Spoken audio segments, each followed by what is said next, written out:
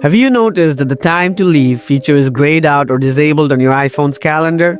Don't worry, you're not alone. In this video, I'll show you some simple and effective ways to fix the time to leave issue on your iPhone. Let's get started. Solution 1. Enable location-based alerts. Go to Settings, then tap on Privacy and Security. Next, select Location Services. Scroll down. After that, tap on System Services. Ensure that all the location-based alerts are toggled on. Solution 2. Check Location Services for Calendar app. Go to Settings, then tap on Privacy and Security. Next, select Location Services, then tap Calendar. Make sure it's set to while using the app or always on option. Solution 3. Check for the latest iOS updates. Open the Settings app.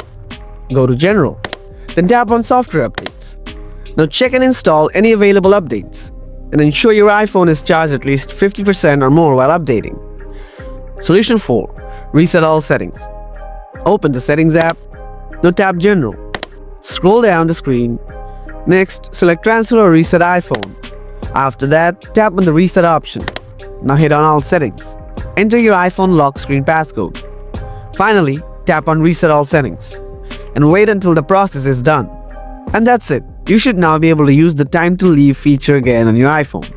If this video helped you out, hit that like button and don't forget to subscribe for more tips and tricks. If you have any questions, feel free to ask in the comments below. Thanks for watching and see you in the next one.